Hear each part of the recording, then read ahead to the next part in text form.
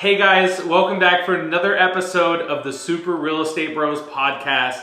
I am one of the hosts, Brandon Snyder, team leader of Selling with the Snyder Group, and this is Dave, your mortgage guy.com. Today we are going to talk about something I am super passionate about, Dave, and I think it's the perfect time to talk about it. We are in the middle of a recession today. We are talking about what are we doing with our money right now in terms of real estate? What are we buying? What are we doing with it to get through this recession and to kind of park our money somewhere? Yeah, absolutely. So as you already know, I own rental properties. I'm a big fan of owning real estate in general, but you were really talking about something when we were grabbing lunch, and I want to dig into that on this podcast, which is why maybe real estate is the best investment to make during a recession and why. And let's dig into that. Yeah, so over the past couple of years when we had this huge, just abundance of money being transferred, and we just saw the largest transfer of wealth in human history, and we're coming out of it into a recession, and it's most recessions is where the millionaires are made. So the most millionaires, yeah, right? the most millionaires are made during a recession. Right. So for me, it's something that for me it's corn. It's cold. A good corn Vietnam. Now, if you don't watch TikToks, you probably won't understand that. But I didn't understand it. And you have children, so I feel really weird now. Thanks, Dave. Epic fail. But I think for me, where we're at in this recession, it's the time to go strike. If you're gonna go park your money somewhere, I wouldn't be parking. Mind you, I want to put a disclaimer out there. This is not financial advice. This is not legal tax advice, anything like that. This is just a straight opinion of us. But I think this is the best time to be putting your money in real estate. And I talked about this in a video that I did actually, because I heard some gurus like, oh, don't put your money in real estate right now. The crash is coming. The crash is not coming. Spoiler alert. There's only been one time in recession era history that we've had a housing crisis and a recession mutually exclusive. That was 2008. We've talked about this in our other videos, so we don't need to go over it again, but I'm encouraging all of our clients right now to go buy more real estate, because what's happening is we're seeing more and more people get out of the housing market and get into the rental market. And that's actually one of the things we wanted to talk about. Well, and you had mentioned that rents are increasing and are going to continue to increase. And I've done articles on this, videos and everything, kind of breaking it down. I think there's a couple of things that are causing that. One is, for some, it's becoming harder to become a homeowner. Right. And if it is, you're going to be a renter longer, okay? So you have that. You also have that the construction that's being done right now is very rarely aimed at true starter homes, right? So there's an entire group out there that would have bought a starter home going in, and they're becoming less and less. There's less of them being built, and the hedge funds are buying them up because they know that owning single family homes as rentals is a fantastic business plan, and they plan on doing it on a large scale. Hint, hint, it's a great idea to do it on a small scale. Right, absolutely. And what we're seeing most recently, you mentioned the hedge funds, is they're still buying properties. These major hedge funds, they're not done. They're going to continue to buy properties. So I want to look at this from two angles. One of them as a consumer, right? So we're talking about, hey, unfortunately, some people are getting priced out of the market. But I also want to kind of revitalize this. If you already own a home, you should look into buying another home right now. You should look into, if you can afford it, going and buying a rental property that can bring you a few $100s in cash flow every month, just to get that natural appreciation. So on the consumer side, yes, but also on the kind of wealth building side, this is the time to do it. Interest rates aren't going to be anywhere close to what they were ever again, right? We won't see a 2.5%, 3%. During the COVID years. Right, we're never going to see that again. So if you're waiting for interest rates to go down, this is probably not the best game plan. But when we're talking about buying rental properties, this is the time where the average distressed property, you can't go put it on the market and get top dollar anymore. I'm seeing people, start offering 70% ARV minus repairs again, and even lower than that, 50, 60%. The deals are out there. So I would be going and buying property properties, whether they're distressed or whether they're retail and we're getting a deal, I'd be buying as many properties as possible. So we're talking about the rentals get higher, right? The rent's just getting more and more expensive. And that's a positive, sorry. So now let's hit on some positives and why we have this thought process. One is that rents are gonna continue to go up based on the market, based on what we mentioned. The next thing is tax write-offs. Yeah, 100%. So I'm a big fan of learning what the IRS code can do for you. As a self-employed individual, I am one of the most taxed individuals out there. I don't have an S Corp set up, so I'm getting taxed more than most people, right? You know, obviously, I'm not getting a W-2, I don't have a W-2 position. I don't have a check that comes in normally. I get taxes taken out. So obviously I need to pay my fair share. But when you start owning more and more rental units, there's a lot of things that you can do. And mind you, another disclaimer, I am not a tax professional. Talk to your CPA, talk to a wealth strategist, right? A tax strategist about the best options for you. But this is something I've been learning about recently, and it's cost segregation studies. So what they do is now mind you, if you own 1 or 2 doors, this probably isn't the best strategy for you, but when we're talking 15, 20 doors. You're talking about really like almost apartment complex, multi-unit, right? Where the big benefit of cost segregation comes in. Right, because what they're doing is they're actually giving you an accelerated depreciation of 27.5 years up front. So your tax liability every year goes down. But this is when you're buying in scale. Okay, so let's dig in, because I've studied this topic. So this is a heavier topic, right, for people. So let's break it down, even for someone for me who needed it broken down. It's really beneficial if you own a multi-unit property or apartment complexes versus single family. In cost segregation, in general, depreciation is taxable over 27.5 years. 27.5 years. But cost segregation allows you to take that write-off and do what? Yeah, so you accelerate it. So you get it the first year that the property is purchased. And so I want to preface that, like, I do not own multiple doors, so like this is not something I take advantage of. But when you start talking about like, hey, why would I buy a bunch of rental properties? Why would I buy apartment complexes, multifamily, things like that? It's because of the advanced tax strategies that you can take advantage of, like the cost segregation studies, but also just at a normal level. I mean, you own a few rental properties, so talk about some of the tax benefits that you get by doing that. Yeah, absolutely. I mean, one is any repairs you do, that's a tax write-off, right? If you show it as losses in that, right? There's tax benefits there. And so to me, it's fantastic. And so I think we touched on the tax part. I think let's piggyback on the additional benefits there or from owning rentals, right? Is that if rents continue to go up, hypothetically speaking, your income should go up. Yeah, your cash flow significantly goes up. Especially, I want to come back to this point. If we're buying at a discount, which mind you, I will be buying at a discount. I'm not paying retail for a house again in terms of real estate investment properties. Like, it's just not going to happen because we had to over the past 2 years, right? When we're working with our clients, our investors, they were spending retail plus to get the homes they wanted at the interest rate. But in order to cash flow correctly, we need to be buying at the normal, formulas. And even if there's a tenant in place, the numbers still have to work. So absolutely, the benefit is the rents will continue to go up, the cash flow goes up. That allows you to put more money away, and you're not digging out of your own money to take care of things that come up, whether that's,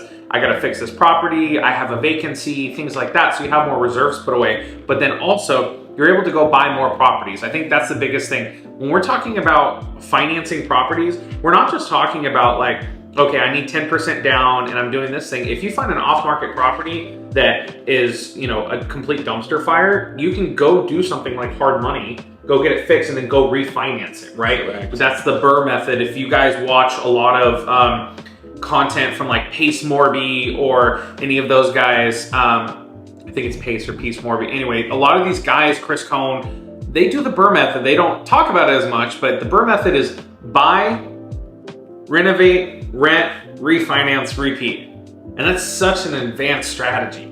And it's actually quite simple. When we're talking about distressed properties, you just go out, you buy a property at the 70% ARV, which is after repair value, minus repairs.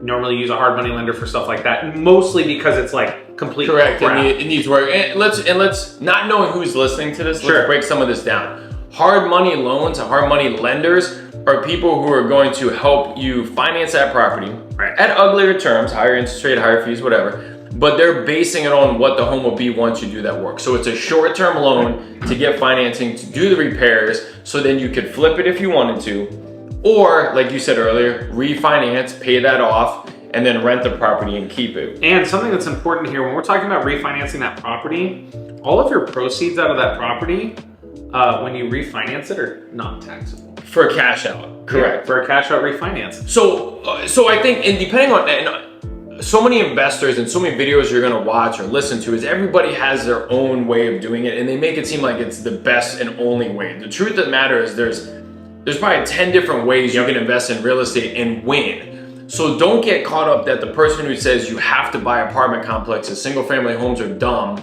and you don't have any. Single family homes are brilliant, right? Because it gets you in, and it's still a fantastic vehicle. The people who say only do the BRRRR and you just want to buy one to buy it as is and rent it out, that's okay. Like, there's a lot of plans that work. There's people who's like, I don't buy anything if it doesn't have this cash flow and that cash flow. The truth of the matter is you can literally just do the status quo and you're gonna win. I bought homes at probably what the market price was over the years. It's fine because it's appreciating every year and it cash flowed. So it did, yes, I would love to find a steal, but don't let that steal keep you on the sidelines. I've seen it happen. Oh, I need to wait until it has this amount or it's underpriced by this. Okay, cool. And then 3 years later, you haven't bought anything because you're waiting for that unicorn that doesn't exist or you haven't found it. And I'm married to a bargain shopper, so I have she's like, if we're not buying it at a discount, I'm not buying it. Which is brilliant, but you're not sitting on the sidelines, right? I'm more talking to the people who are looking for the reasons to wait for that one. Right, you're talking about analysis paralysis. You're talking about someone who's going to analyze every single deal. And sometimes there's a pretty big hard money company, an investor in Houston. And he's like, man, sometimes you just need to go buy the deal. You need to go get it. You need to go start creating that wealth. And I really appreciate that, because what normally happens is someone's going to say, I have this stack of money and I want to do something with it. And then they're going to spend the next 9 months figuring out what the heck they want to do with that money. And it's not gaining any value. We all know that the value of the dollar has gone down, right? Because of inflation. So I think that it's important for people to go out there and start investing in real estate. And you don't have to go do all this, you don't have to go worry about all this advanced tax wealth strategies immediately. Get a property. And when we're talking about flips, I did a video about this recently, 1031 exchanges. We did a couple of those together this year. When you're doing 1031 exchanges, that's another avenue. There's multiple exit strategies. I mean, even owner finance. There's a huge owner finance guy that I love his content because that's all he's talking about is owner finance, and it's so creative and it gets people out of, people who can't necessarily qualify for a home, but they can owner finance a home, right? There's so many different things there. And what Dave was talking about is so important. Find the exit strategy that works for you. You don't have to necessarily always do BRRRR. You don't have to go buy, you don't have to go Grant Cardone and syndicate millions of dollars and go buy apartment complexes. If you can, that's probably a good idea, because apartment complexes have some of the best returns out there. But I think that's such a good lesson. If you're a first-time investor or you're a newer property owner, you're like, I want to start investing. Let's do the thing where we analyze what you want to go get, what your exit strategy is, and let's stop over analyzing the kind of intricacies of it, and let's just go get you into something that you can eventually recycle into something else and go up. Well, and know that for you, those out there that are watching and listening to this, look, start with one. As you get more, you'll evolve. I did that. I actually didn't overanalyze a lot of this process because I knew if I just start buying, I'll evolve over time. And then it's still a fantastic investment. Like, you can't go wrong. The whole idea is brilliant. So those are the big things. And we're talking about a whole bunch of topics. I mean, some of it's because Brandon has an absurd knowledge of this stuff. I like to dummy it down because I know how I was in the beginning. But the great thing about going into real estate and buying rentals, figure out what you want to do and why you want it. Right. Buying real estate is a great investment idea, but you have to know why you want it. You want it because you want to own 1, 2, or 3 for your retirement. So you're 40 and you plan on retiring at 55, then maybe you buy a rental property or 2 on a 15-year mortgage. Or, hey, you just had a kid and do a 15-year mortgage, and when that child's ready for college, the house is paid off and bringing in either rental income to pay for college or cash out like Brandon talked about, where you're not paying taxes on that money to pay for college. Maybe you're a grandparent, you want to buy a rental property or two for your grandkids. Think about this, and I did a video on it. You're a grandparent and you're getting, unfortunately, to that later part in life. Well, let's say you need $50,000 for down payment, closing costs, or $60,000. And to buy a rental property for your grandchild, who then will have a paid off home in 15, 20, 30 years, you're greatly changing their life more than if you just gave them $50,000 or $60,000. So there's so many things going into it, more than cash on return and the equity in the home and appreciation and tax benefits. You almost want to dig down to what is your real goal and buy real estate based on that goal. I personally have bought mine and put them on 15-year mortgages, even though many experts shit all over that approach. I wanted them so my retirement is set up for me. Yeah. So find why you want it and structure your investing based on that. That's a game changer. The rest of the stuff is icing. That's the cake itself. Yeah, I really like the idea of like, hey, let's build this future for our next generation, right? There's a difference between handed everything on a silver platter and setting people up for success. I think there's a lot of kind of muddy water there, but in reality, if I can set up my future generation's success by building an empire, like that's what matters. You know, if we're talking, you know, your kids are, how old are your kids? 8 and 15. I mean, when your kids, you know, are all grown up and you know, they decide to put you in a nursing home, that's not happening anytime soon. But in reality, like, if you have enough rental properties, you're set. I mean, you don't have to worry about it. They don't have to worry about you. And then, you know, once you guys are gone, they inherit this. They can go do what they want with it. They can cash out, go get all that equity they've gained over 30, 40 years, or they can continue to rent it out, have cash flow. You know, maybe they don't have to work. I mean, there's so many things that you can do to set them up to just really succeed. And I think the one thing I like about rental properties too, it's a tangible asset. Yeah. So if you were to pass away and you give your kids $1,000 or $100,000, what are they going to do with it? Are they financially educated enough to know what to invest in? What are those returns and no tax benefits? Are they experts on it? Do you just trust a financial advisor? Are they going to piss away the money? Or you give them a tangible benefit, tangible asset, which is the house. It's a little bit more difficult to sell because they could be attached to it. They understand the value. You can explain to them that, hey, this is going to give you money. This is the right investment.